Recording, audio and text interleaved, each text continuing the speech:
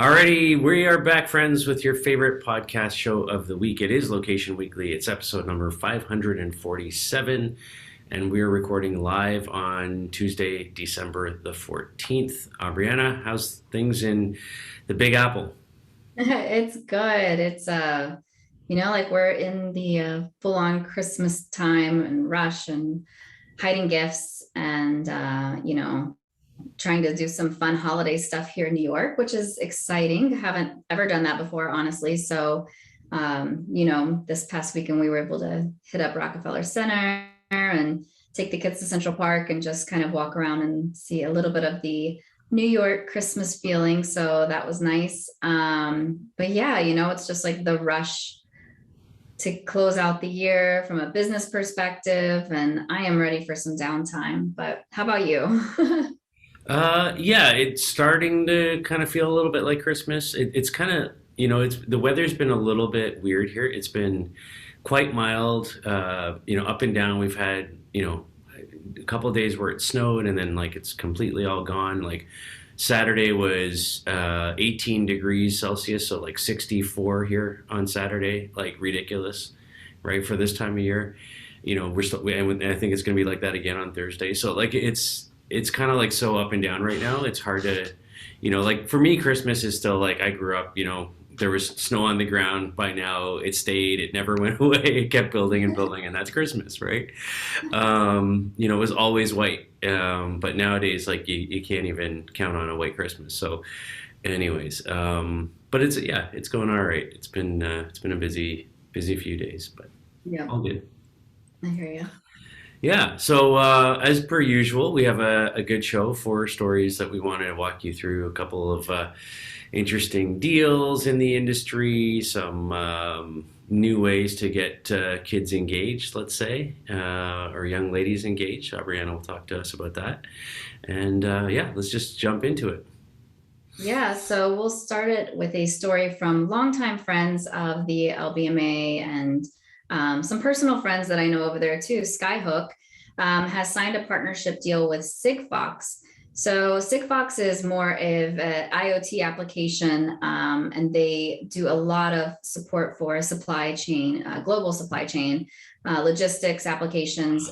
And so this partnership is really going to enable Sigfox to do a little bit more. And obviously, Skyhook has a massive, reach in terms of global intelligence around location data, and incorporating a ton of different signals as well. And so, what they're going to be able to do here is, combine these two technologies and data sources for the Sigfox network. And what they will also be able to do is like provide one single location service in all these different types of geographic environments without their reliance on GPS. So I would say like the big takeaway there in terms of value add is that there's less taxation on battery life of those IoT connected devices, which means that there is a reduction in the service costs and maintenance. So it gives them a little bit more bandwidth to go a longer time without having to send somebody to service specific devices that are all throughout these warehouses and all around their assets. So they'll be able to continue to locate their assets in all these different types of environments, and specifically inside, you think like warehouses where the supply chain stuff's happening. A lot of times the GPS can fall short. We're all aware of those shortcomings from our devices trying to pick up like an Uber or a Lyft inside of a busy city, or when you're inside of a location, it can be off, and that's pretty important when you're trying to locate these types of items and IoT items and things that are being moved all across the world. So this isn't necessarily like groundbreaking for an announcement, but I think the partnership probably is groundbreaking for Sigfox, allowing them to do a lot more, and likely saving them some, adding to their bottom line, cutting some of their overhead costs. So good partnership, and it's good to hear a little bit from Skyhook after a while. Yeah, always good to hear from our friends at Skyhook, and yeah, I think this is a good partnership. I mean, for any business, any tech company, any business really. I mean, at the end of the day, it's all about how do we increase revenue, or how do we reduce costs, right? And kind of, get those margins up, right? And I think, that's sort of at the heart of this partnership here from a Sigfox perspective. And I think we're seeing kind of a wave of location technologies sort of being embedded, or finding their way into supply chain applications. Yesterday I was reading about a new incubator around supply chain and AI coming together. And so I think there's a whole yet to be seen set of companies that will emerge there. But finding efficiencies in kind of tracking assets throughout the supply chain, knowing where those are, is always a challenge. And I remember when we were at when I was at the local conference, our local conference in Germany some years ago. One of the sort of beacon companies that we work with in Europe, were talking about how they had kind of left the sort of retail application space around that, and pushed into supply chain and pallet tracking and all these kinds of things with their tech. And I think we're seeing more and more of that now, as we I think that the technologies, the location tracking capabilities are kind of moving or finding new revenue streams, let's say, in sort of more industrial and more sort of these kind of commercial applications than in sort of the sort of consumer facing marketing only view. So I quite like it. I think it's a good partnership, and obviously nice to see Skyhook in the news and doing some cool things. So yeah. All right, on to our second story. So we'll jump over to Europe now. And Asda, for those not familiar with Asda, that is the UK European brand name for Walmart in Europe.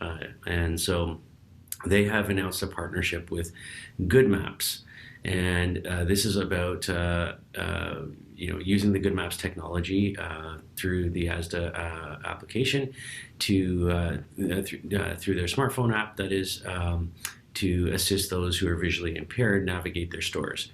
And it's interesting because just last week, we were talking on the show about what CVS was doing, through their app, in terms of prescriptions and, reading out audio, messaging around the prescriptions and labels for drugs in their stores. And here's another story about, a retailer sort of, trying to get behind this population. And so they announced this on December the 3rd, which is the UN's International Day of Persons with Disabilities, and launched this in their flagship store in the UK. It's really, I think it's interesting. So it can do a number of things. Obviously it sort of maps out the store and the layout, and sort of pinpoints certain what they call landmarks within the stores, like here's where the pharmacy is, here's where the bathrooms are, here's where the tills or cash registers are. And the app can look for specific goods on shelves, so it knows, inventory placement and things like that as well.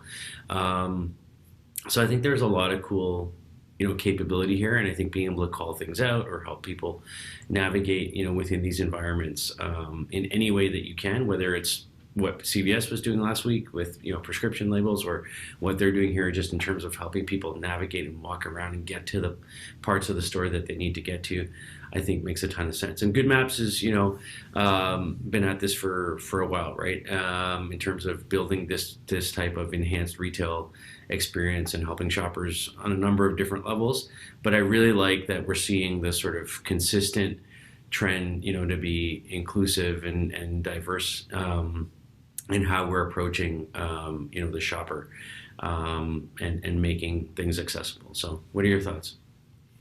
Yeah, I was just thinking the same thing, when I saw the story, was there's a trend happening, and it's a positive trend.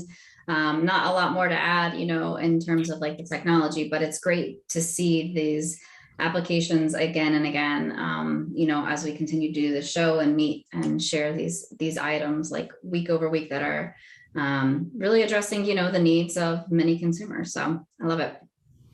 All righty. All right, so let's go to some like women empowerment here. And there's a new sort of partnership that's happening with pop star Doja Cat, and she has teamed up with Girls Who Code. And if you don't know who Doja Cat is, like maybe you need to come out of your cave. But she is a platinum selling pop star, 11-time Grammy nominee, and now she's inviting fans to have this interactive experience with her woman music video. So there's the regular woman music video, and then there's this interactive experience now that Girls Who Code is bringing bringing the public. So she did this in collaboration with artist Tiana Taylor, who is the wife of Iman Shumpert, who just won Dancing with the Stars.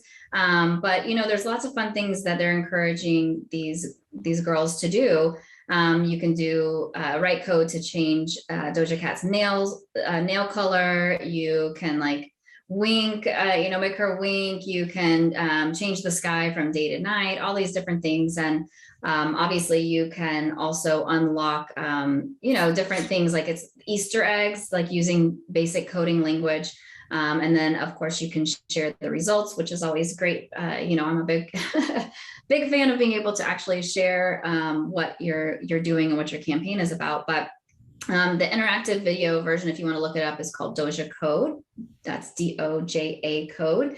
And so really, really cool. As a mom to two young girls, I think that it's great whenever you can bring kind of that pop culture into STEM, into learning and making like, the science and technology, cool, right? Not just keeping it as something that is reserved for a specific type or a specific interest, but I love that this is blending those worlds together and really encouraging that. I mean, as I know, being in the tech industry for a long time, there are a lot more men, that are in STEM fields, and I think that there's so many great opportunities for women to get into this and have really great careers, and also just be able to contribute from different, a diverse mindset, different perspectives. And, there's no shortage of jobs out there right now. So I would say like this is a great collaboration and just partnership to drive more young women to get excited about what they can do, what they can create, and how they can contribute, to the workforce one day. So what do you think? Yeah, I love it. I think when you're a celebrity and you have that audience and you have that platform, you need to find ways to engage and sort of positively influence people. And I think she's this collaboration with Girls Who Code. I love it. I think it's the whole sort of STEM movement and the whole sort of just empowering people to learn to code, like as a tech, startup person, we work in tech, we know the importance of coding. I watch my programmers, at ground level here, all day, and just see the excitement of, what, when you write something and then you can see it come to life on the screen. And, having written code many eons ago myself, like there's a fun to it once you can get into it. And I think if you can sort of align that with gaming in some way, or, changing a music video or an experience, I think that just is a different way for this generation to connect, right? And I remember, like I had, Commodore 64s and Apple IIs and all those back in the day. And I remember writing, like the little code and at those times, like, like the screen was, monochromatic, it was either just all green or all orange. There was no graphics and all that. Right. And still, like, you could write some code and make something happen on the screen. And it was like, mind boggling that, hey, I did that. Right. And I just think there's something to that's interesting and unique for for this generation, and even like I watch my son, like he does makes his own videos and like mashups and puts audio tracks to them and does all these cool little things, and like just that creative side of things, whether it's coding or content creation in some way. I like it. So I think this is a great collaboration. I know, I think part of the work that Doja Cat's been doing with this group is also directly in there's some collaboration with Roblox, which I know is really popular. Well, I know my kids play it anyway. Um, so yeah, I think she's tapped into the right audience at the right time. For sure.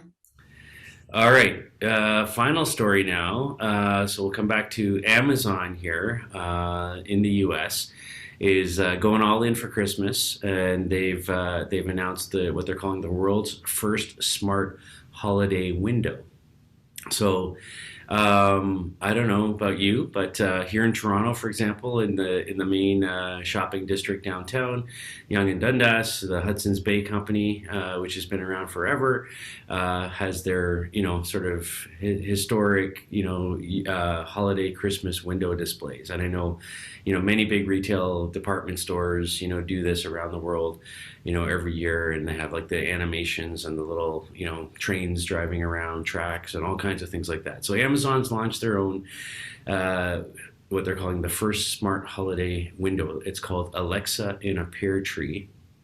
And yeah, so basically it incorporates motion, sound, lighting, effects. It connects all their devices. It's kind of highlighting all of their different Alexa devices, so including Echo, Fire TV, Kindle.